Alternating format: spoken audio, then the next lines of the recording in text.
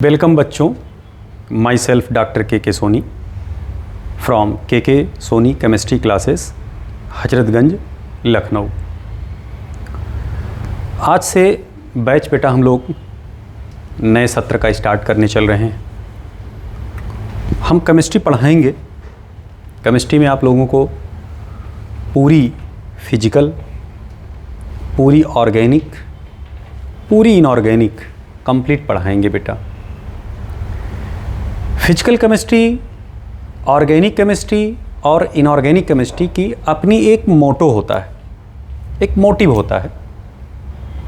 सबकी अपनी एक विचार होता है, एक आइडियोलॉजी होती है। हमारा जो अपना मानना है, हमारा जो अपना विचार है कि फिजिकल केमिस्ट्री का क्या मतलब हुआ, ऑर्गेनिक केमिस्ट्री का क्या मतलब हुआ और इनऑर्गेनिक केमिस्ट्री का क्या मतलब हुआ, तो एकदम बिल्कुल दिमाग में, जहन में बैठा लें। हम जो सोचते हैं, फिजिकल केमिस्ट्री का मतलब होता है न्यूमेरिकल। जितना ज़्यादा से ज़्यादा न्यूमेरिकल हम कर ले जाएंगे, जितने ज़्यादा से ज़्यादा सवाल, जितने ज़्यादा से ज़्यादा क्वेश्चंस हम कर ले जाएंगे, इसका मतलब ये हुआ कि हमारी फिजिकल केमिस्ट्री उतनी ही ज़्यादा मजबूत है। इसलिए हमारा मेन जो फोकस होगा फिजिकल केमिस्ट्री में, वो क्वेश्चंस पर होगा। अक्सर बच्चे न्यूमेरिकल के सवाल करने से कतराते हैं। क्यों? फार्मूला नहीं याद रहता। क्यों? फार्मूला नहीं निकाल पा रहे हैं। क्यों? फार्मूला तो याद है लेकिन सेट नहीं कर पा रहे हैं। क्यों? उसमें थोड़ी सी पेंच कस दी गई है सवाल में। तो फिजिकल का मतलब होता है न्यूमेरिकल। वो हम सब बताएंगे, आपको सब बताएंगे और आपको कहीं रटना नहीं बेटा, सिर्फ समझना है। केमिस्ट्री को रटना नहीं है, केमिस्ट्री को एकदम पीना है बेटा, एहसास करना है, जीना है उसी में, और बिल्कुल एकदम आपको आनंद आएगा। एक एक चीज़ का, एक एक कॉन्सेप्ट को जब क्लियर करते हुए चलेंगे, एक एक पॉइंट को जब हम उसका एनालिसिस करते चलेंगे, एक एक टॉपिक का जब हम पोस्टमार्टम करते हुए चलेंगे, तो एकदम पूरा खोल के रख दिया जाएगा आपके सामने, एकदम बिल्कुल आप उसको देखेंगे बेटा। तो फिजिकल केमिस्ट्री का मतलब होता है न्यूमेरिकल, ऑर्गेनिक केमिस्ट्री का मतलब होता है रिएक्शन, और इनऑर्गेनिक केमिस्ट्री का मतलब होता है इंफॉर्मेशन। ऑर्गेनिक केमिस्ट्री जब आपको पढ़ाया जाएगा तो आपको खूब रिएक्शंस कराए जाएंगे, खूब रिएक्शंस बताए जाएंगे, खूब रिएक्शंस सिखाए जाएंगे। ऑर्गेनिक केमिस्ट्री में बच्चा रिएक्शन रटता है। रिएक्शन रटता कैसे है? अभी हम आपको एक रिएक्शन दे दें कि साहब जैसे बेंजीन है, इस बेंजीन का रिएक्शन हम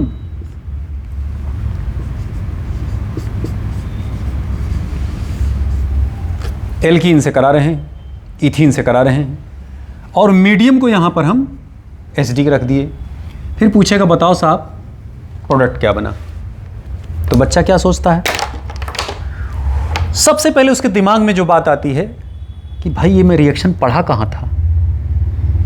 एल्कीन में पढ़ा था कि एल्केन में कि एल्काइन में? तो चूंकि एल्कीन दिया गया है तो उसके जहन में, उसके ब्रेन में सबसे पहले बात उत्पन्न होगी, यार एल्कीन वाले चैप्टर को हम ध्यान में रखें। तो एल्कीन वाले चैप्टर में चला जाता है, एक तरफ से रिएक्शन को चेक करता है कि कहीं पर एल्कीन का रिएक्शन बेंजीन से कराया गया है, तो जवाब निकल के आता नहीं। फिर वो बेंजीन वाले चैप्टर में जाता है, रटता है, याद करता है कि भाई बेंजीन का कहीं रिएक्शन एल्कीन से कराया गया है कि नहीं, इथीन से कराया गया है कि नहीं। तो अगर कराया गया होगा तो सवालों कर ले जाएगा, और अगर नहीं कराया गया होगा तब वो मुश्किल हो जाएगी सवाल करना। यहां आपको सवाल को रटना नहीं बेटा।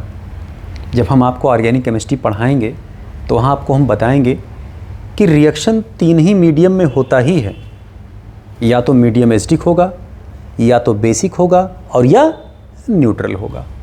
वहीं पर हम आपको बताएंगे कि जब कभी भी एरोमेटिक कंपाउंड एसिडिक मीडियम में रिएक्शन करता है तो हमेशा वहाँ पर इलेक्ट्रोफाइल जनरेट होता है, और वही इलेक्ट्रोफाइल रिंग पर जाकर के अटैक करता है। तो जितने भी एरोमेटिक कंपाउंड होंगे, अगर मीडियम यहाँ एसिडिक है तो हमें सिर्फ और सिर्फ कौन सा काम करना है? इलेक्ट्रोफाइल जनरेट करना है। ये सब बातें आपको ऑर्गेनिक में पढ़ाई जाएंगी, और सिर्फ एरोमेटिक कंपाउंड ही नहीं पढ़ाया जाएगा। Alkane, alkene, alkyne, alkyl halide, alcohol, ether, aldehyde, ketone, carboxylic acid और उनके डेरिवेटिव, अमीन और नाइट्रोजन के बहुत सारे कंपाउंड सब डिस्कस होंगे। तो एक एक चीज़ का बेटा पोस्टमार्टम किया जाएगा। हालांकि हम ये सवाल पूछे हैं आपसे तो बताना हमारा दायित्व तो बनता है, तो इसको हम बताएंगे ही बताएंगे। अब होगा क्या, ये H आयन है, ये या तो इस पर अटैक करेगा और या रिंग पर अटैक करेगा। अगर ये बेंजीन रिंग पर अटैक करेगा तो यहाँ पर अटैक किया, यहाँ से एक H निकला, भाई यहाँ पर क्या लगा होगा, H लगा होगा। तो H निकला और H जुड़ा, तो क्या कोई फायदा हुआ? नहीं साहब, कोई फायदा नहीं हुआ। मतलब क्या हुआ? मतलब H आयन पर अटैक ही नहीं करेगा। अगर अटैक करेगा तो वही कंपाउंड रहेगा। तो H आयन क्या करेगा? इस पर अटैक करेगा, इथीन पर अटैक करेगा। अब जरा ध्यान दें, जब इथीन पर अटैक करेगा बेटा, देखें जरा इधर, जब इथीन पर अटैक करेगा तो बांड इसका टूटेगा, या तो इधर टूटे या इधर टूटे। ये पाई बांड है और एक सिग्मा बांड होता है। कभी भी डबल बांड में जो पाई बांड होता है वो कमज़ोर होता है। ये आगे आपको जब केमिकल बांडिंग पढ़ाएंगे तो वहाँ पर हम आपको बताएंगे बेटा। ये बांड कमज़ोर, तो बांड टूटा, इधर पार्शियल निगेटिव, इधर पार्शियल पॉजिटिव। अगर पूरा बांड टूटा होता तो पूरा चार्ज जनरेट होता।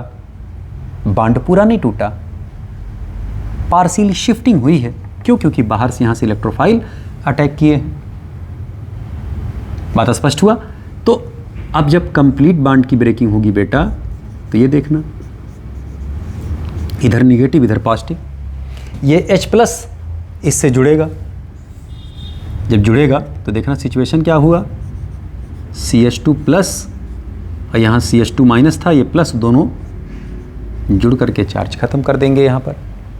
अब देखना ये क्या बना, ये कैटायन बना, या इसी को आप कह सकते हैं इलेक्ट्रोफाइल। इलेक्ट्रोफाइल कौन होते हैं? जो इलेक्ट्रॉन रिच सेंटर को लाइक करते हैं या इलेक्ट्रॉन को लाइक करें, उन्हें इलेक्ट्रोफाइल कहते हैं। इलेक्ट्रॉन लविंग नेचर के होते हैं। और बेंजीन इलेक्ट्रॉन की खान होती है, ये एकदम ठसाठस इलेक्ट्रॉन यहाँ भरे होते हैं, डांस अंदर चल रहा होता है, अल्टरनेट पोजीशन पर डबल बांड मौजूद है, रेजोनेंस हो रहा होता है। पूरी इसके स्ट्रक्चर दर्शन कराएंगे बेटा जब आपको ऑर्गेनिक केमिस्ट्री पढ़ाएंगे तो। अब ये इलेक्ट्रोफाइल क्या करेगा, जा किसी पर अटैक कर देगा, चाहे आप यहाँ जोड़ें, चाहे यहाँ जोड़ें, चाहे जहाँ जोड़ें, वही नंबर 1 होगा। तो जब यहाँ जुड़ेगा, यहाँ इलेक्ट्रोफाइल अटैक करते, यहाँ से H आयन क्या होगा बेटा, यहाँ से टूट जाएगा, H आयन निकल के बाहर आ जाएगा और कंपाउंड देखिए क्या बना,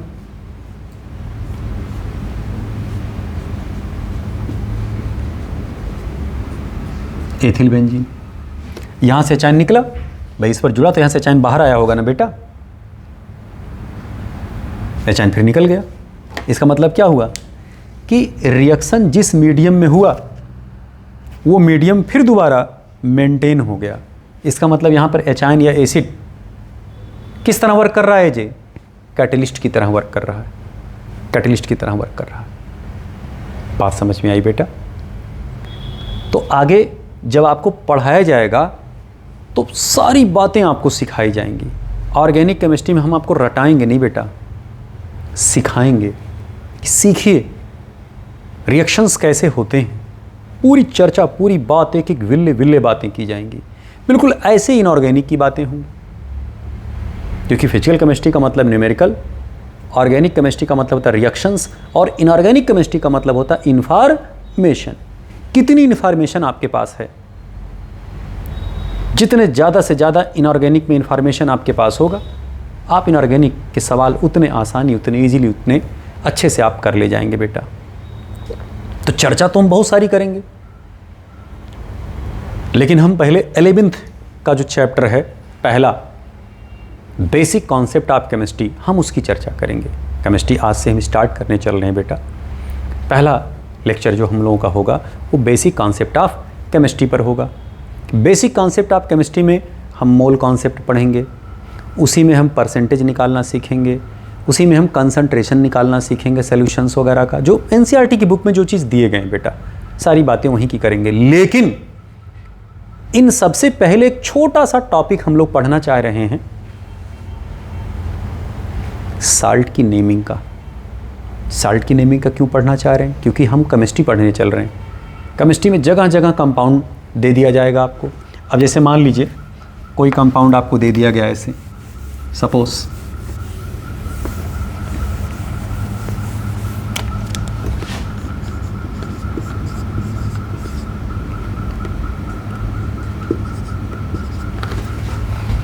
H2PO3 दे दिया गया, या मान लीजिए यहीं पर आपको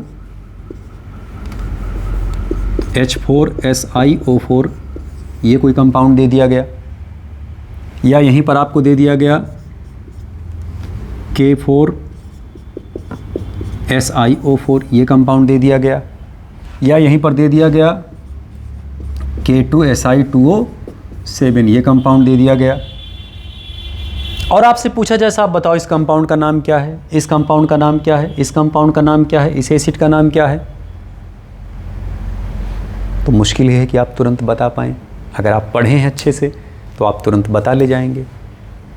और आपका अगर कॉन्सेप्ट क्लियर नहीं है, साल्ट के नेमिंग का कॉन्सेप्ट क्लियर नहीं है, तो इंटर क्या आप BSc MSc यहाँ तक कि PhD कर डालेंगे तब भी आप कॉन्सेप्ट या साल्ट के नामकरण नहीं कर पाएंगे।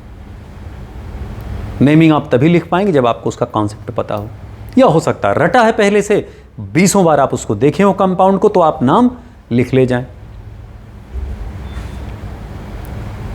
अभी नीट 2019 में सवाल पूछा था इसका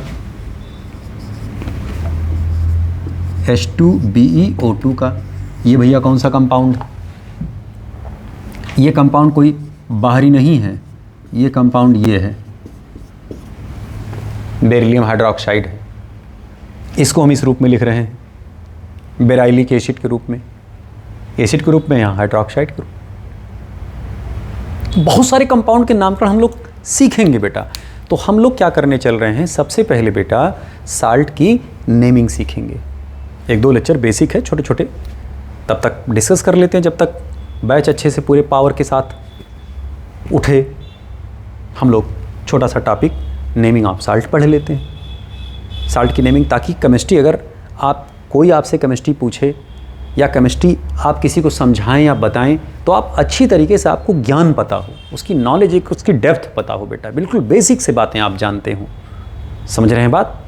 आइए भैया, तो हम लोग आज स्टडी करेंगे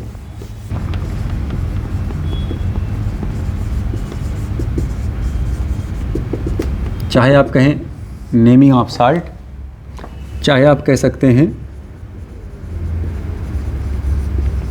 नेमिंग ऑफ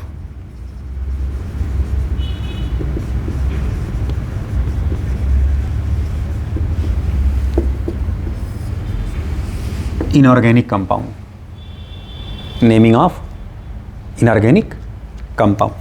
क्लियर? आइए साहब, कभी भी इनऑर्गेनिक कंपाउंड में अगर आप साल्ट को देखते हैं, जैसे मान लीजिए हमने लिखा NaCl, जैसे हमने मान लीजिए लिखा KNO3, जैसे हमने मान लीजिए लिखा NaNO2, जैसे हमने मान लीजिए लिखा Na3PO4। बिल्कुल सिंपल नामकरण किया जा रहा है। तो एक चीज़ आप जान लें कि जितने भी साल्ट होते हैं इनमें 2 पार्ट होता है बेटा, 2 आयनों से मिलकर साल्ट बने होते हैं। एक पहला कैटायनिक पार्ट और दूसरा एनायनिक पार्ट। आपके साथ कैसे पता चला? जब आप इसको तोड़ोगे तो ये देखना भैया, ये कैटायन में टूटा सोडियम आयन और ये कोलाइड में टूटा कोलाइड आयन, ये हुआ कैटायन और ये हुआ एनायन।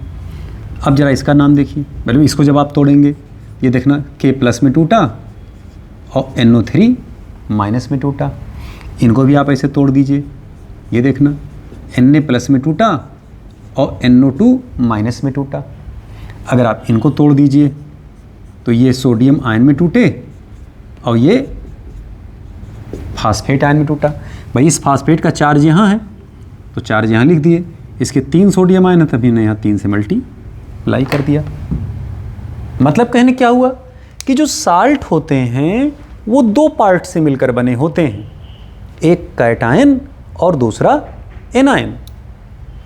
जब भी हम साल्ट की नेमिंग करते हैं, साल्ट का नामकरण करते हैं, तो हमेशा उसके कैटायनिक पार्ट को पहले लिखते हैं या नाम लेते हैं उसका। तो इसका नाम क्या हुआ? सोडियम, और इसे क्या कहेंगे आप? क्लोराइड। तो क्या हुआ? Sodium chloride. अब हम इसका नाम लिखेंगे पोटेशियम, ये हुआ नाइट्रेट। हम इसका नाम लिखेंगे सोडियम, अब क्या नाइट्रेट होगा? बोलिए। नहीं साहब, नाइट्राइट होगा, नाइट्राइट होगा। ये है सोडियम, ये फास्फेट होगा। बात स्पष्ट हुआ?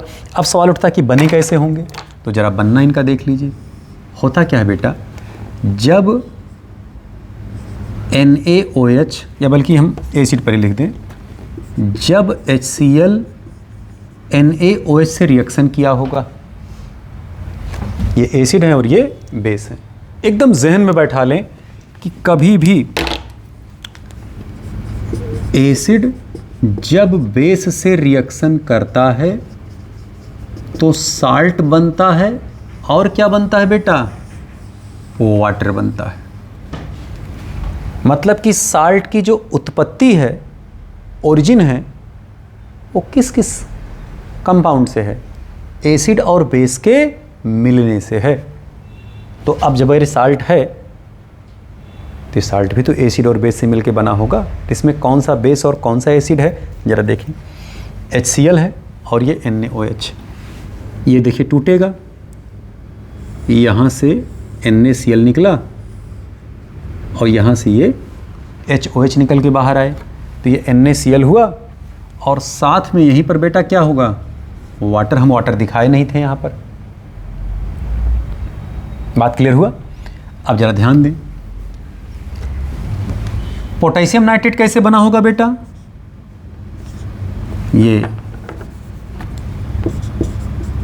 HNO3 आपने लिया, या चलिए KOH पहले लिख देते हैं। KOH आपने लिया और ये HNO3 हुआ, दोनों रिएक्शन किए, बेस और ये एसिड दोनों मिल करके साल्ट का फॉर्मेशन किए। भाई इसका कैटायन ये एनायन, इसका कैटायन ये एनायन, तो इसका कैटायन इसके एनायन से मिला, KNO3 हुआ, और इसका कैटायन इसके एनायन से मिला, वाटर बना। साथ में यहाँ H2O जोड़ सकते हैं आप। बात कुछ क्लियर हो रहा है बेटा? ऐसे ही इनका भी अगर आप देखें, NaOH रहा होगा, HNO2 रिएक्शन किए होंगे, तो ये कैटायन ये एनायन, ये कैटायन ये एनायन, तो ये कैटायन इस एनायन से और ये कैटायन इस एनायन से, दोनों रिएक्शन किए, तो ये NaNO2 बना, और साथ में क्या बना बेटा? ये वाटर बने। क्लियर? यहीं पर अगर आप देखें, NaOH का रिएक्शन अगर हम H3PO4 से कराएं, ठीक है, तो ये टूटा होगा बेटा ऐसे Na+OH- में, ये भी टूटे होंगे H+ और फास्फेट आयन में, पानी में जाने के बाद एक्वस मीडियम की बात हो रही है। तो ठीक है, तो ये Na और ये आपस में पहले जुड़े होंगे। इसका चार्ज देखिए यहाँ जाएगा, इसका चार्ज यहाँ जाएगा, तो बना क्या है? सोडियम फास्फेट बना। और ये H और OH मिलके वाटर बनाए होंगे, तो 3 मोल H आयन है, 3 मोल OH आयन भी चाहिए, तो यहाँ हम 3 से मल्टीप्लाई कर देंगे। ये 3 हो गया, ये 3 हो गया, तो ये हुआ Na3PO4, और ये हो गया 3 मोल ऑफ H2O। साथ में यहाँ पे हम 3 मोल ऑफ H2O लिख दे रहे हैं बेटा। बात स्पष्ट हुआ? अब जरा काम की बात आप इसमें जानें। हम जो आपको बताना चाहते हैं, जो पढ़ाना चाह रहे हैं, जो समझाना चाह रहे हैं, उसकी ज़रा चर्चा कर ली जाए बेटा। देखें ज़रा इधर, ये HNO3 है और ये HNO2 है बेटा, ठीक है। ये HNO3 है, इसे हम कहते हैं नाइट्रिक एसिड। नाइट्रोजन का ये रेफरेंस एसिड है। हर एलिमेंट का अपना रेफरेंस एसिड होता है बेटा, हर एलिमेंट का अपना रेफरेंस एसिड होता है। उस रेफरेंस एसिड से अगर अगले वाले एसिड में एक ऑक्सीजन कम है तो उसे हम अस एसिड कहते हैं, और उससे भी एक कम है तो उसे हम हाइपो अस एसिड कहते हैं। तो अगर आप ऐसे देखें ध्यान से, जैसे ये हुआ रेफरेंस एसिड, ठीक है। इसमें से अगर एक ऑक्सीजन आप हटा देंगे तो कहलाएगा अस एसिड। इसमें से अगर 2 ऑक्सीजन आप हटा दें तो उसे कहा जाता है हाइपोअस एसिड। क्लियर बात। और इसी में अगर आप एक ऑक्सीजन जोड़ दें तो इसे कहा जाता है परइक एसिड। परइक एसिड। तो अब जरा बताइए, रेफरेंस एसिड है तो इसे हम कौन सा एसिड कहेंगे? इक एसिड। और इसी रेफरेंस एसिड से अगला एसिड बना है जिसमें एक ऑक्सीजन कम है। तो अगर ये नाइट्रिक एसिड हुआ तो ये कौन सा एसिड हुआ? अस एसिड। मतलब इसका नाम क्या हो जाएगा? Nitrous acid. क्या नाम हुआ बेटा? Nitrous acid. याद रखिए, एकदम जहन में बैठा लीजिए कि अगर हम अस एसिड का साल्ट लेते हैं तो उसके नाम के अंत में आइट लगेगा, और अगर हम इक एसिड लेते हैं तो उसके नाम के अंत में एट लगेगा। तो जरा बताइए, ये जो एसिड है ये इक एसिड है कि अस एसिड है? इक एसिड है। और इक एसिड के साल्ट की जो नाम की एंडिंग होगी उसमें एट लगेगा। तो आप बता सकते हैं इसका नाम क्या हो जाएगा? इसका नाम हो जाएगा पोटेशियम नाइट्रेट। क्लियर। ऐसे ही अस एसिड है। अस एसिड के नाम के अंत में या अस एसिड के नेम की जो एंडिंग होगी वो आइट से होगी। आइट। आइट। तो नाम इसका क्या हुआ? Sodium nitrite. ऐसे फास्फोरस का ये रेफरेंस एसिड है। तो रेफरेंस एसिड जो होता है वो होता है नॉन मेटल और प्लस इक लगा रहता है उसमें। तो इसमें देखिए नॉन मेटल है, नॉन मेटल ये भी है, ऑक्सीजन भी नॉन मेटल है, और नाम क्या लगेगा? इक। तो अब जरा ध्यान दीजिएगा भैया, रेफरेंस एसिड है फास्फोरस का, तो इसे हम कहेंगे फास्फोरिक एसिड। अच्छा, कुछ किताबों में इसे हम आर्थो फास्फोरिक एसिड भी कहते हैं। आर्थो टर्म क्यों जोड़ा गया, ये बात अभी हम आगे जब 5वें ग्रुप में आएंगे तो वहाँ बेटा डिस्कस करेंगे। अभी सब सारी बातें डिटेल में वहाँ की जाएंगी कि आर्थो क्यों हम इसमें जोड़ रहे हैं। हर चीज़ का अपना एक लॉजिक है और लॉजिक के साथ ही वो जुड़ा हुआ है बेटा। क्लियर बात। तो इसे फास्फोरिक एसिड आप कह सकते हैं या आर्थोफास्फोरिक एसिड। इक एसिड का जो साल्ट है उसके नाम के अंत में क्या लगेगा? एट। तो नाम इसका क्या हो जाएगा? Sodium phosphate. क्या कहा जाएगा बेटा इसको? Sodium phosphate. Sodium phosphate. ऐसे ही देखिए ये जो एसिड है, अब जैसे हम लोग ये जितने एसिड लिए थे, ये जितने एसिड लिए सब में देखिए ऑक्सीजन है, ऑक्सीजन है, ऑक्सीजन है। लेकिन क्या इस एसिड में ऑक्सीजन है? नहीं साहब, नहीं साहब, एसिड में ऑक्सीजन नहीं है। विदाउट ऑक्सीजन का जब एसिड होता है तो जनरली उसे हम हाइड्रा एसिड कहते हैं। तो क्या है? Hydra acid. हाइड्रा एसिड के नाम के अंत में आइड लगता है। आइड जो साल्ट उसका बनता है उसके नाम के अंत में आइड लगता है।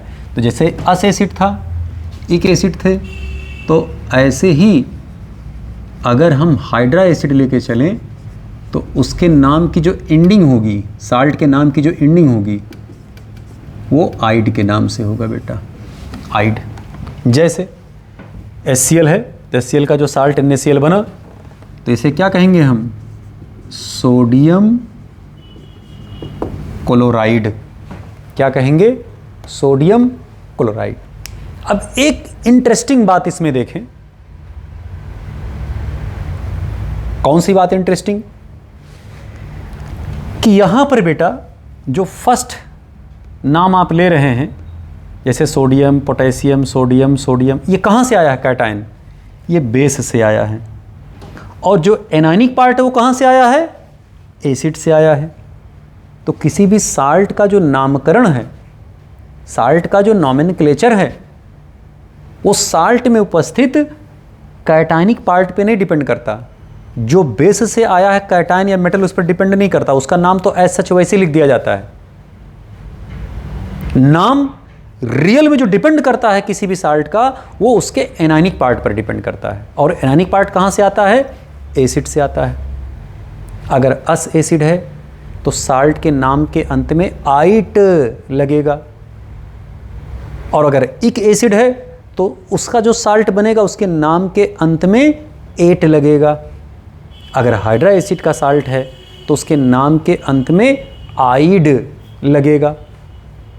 बात क्लियर हुआ? इसका मतलब कि हम साल्ट का नामकरण तब तक नहीं कर सकते, साल्ट की नेमिंग तब तक नहीं कर सकते जब तक कि हमें उस एसिड का नाम ना पता हो, या एसिड के नॉमेनक्लेचर हमको जब तक नहीं पता है तब तक हम सही तरीके से साल्ट की नेमिंग नहीं कर पाएंगे। मतलब क्या हुआ? मतलब ये हुआ बेटा कि साल्ट का नॉमेनक्लेचर पढ़ने से पहले हम लोग एसिड का नॉमेनक्लेचर पढ़ेंगे, एसिड के बारे में थोड़ी सी जानकारी लेंगे। अगर हम एसिड का नाम लिख ले गए तो समझिए हम साल्ट का भी नाम लिख ले जाएंगे। बात कुछ क्लियर हुआ? स्पष्ट हुआ? तो अब हम लोग स्टडी करेंगे नेमिंग ऑफ एसिड या नॉमेनक्लेचर ऑफ एसिड, कि एसिड कितने प्रकार के हैं और उनका नाम कैसे रखा जाए। भाई 5वें ग्रुप के एसिड कौन है, 6वें ग्रुप के एसिड कौन कौन है, 7वें ग्रुप के एसिड कौन कौन है, तीसरे ग्रुप के एसिड कौन कौन है, दूसरे ग्रुप में कौन कौन एसिड बनाता है। आपके साथ दूसरा ग्रुप तो मेटल का ग्रुप होता है। ज़्यादातर एसिड तो नॉन मेटल बनाते हैं, मेटल कहाँ से बना लेगा एसिड? नहीं साहब, गफलत में हैं आप। मेटल भी एसिड बनाते हैं। कहा साहब कौन से मेटल? अरे भाई amphoteric metal, amphoteric metal acid बना सकते हैं, क्योंकि एम्फोटेरिक मेटल दोनों नेचर शो करते हैं ना, एसिडिक नेचर भी शो करते हैं और बेसिक नेचर भी शो करते हैं, दोनों नेचर शो करते हैं। एम्फोटेरिक मेटल में सेकंड ग्रुप में बेरिलियम आपका रखा हुआ है। बेरिलियम एसिडिक नेचर भी शो करता है और वही बेरिलियम बेसिक नेचर भी शो करता है। इनऑर्गेनिक जब आप पढ़ेंगे एकदम इत्मीनान से, प्यार से वहाँ सब पढ़ाया जाएगा आपको। तो आइए हम लोग एसिड का ज़रा नॉमेनक्लेचर जान लें भैया।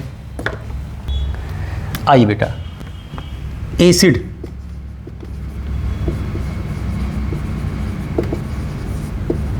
Naming of acids.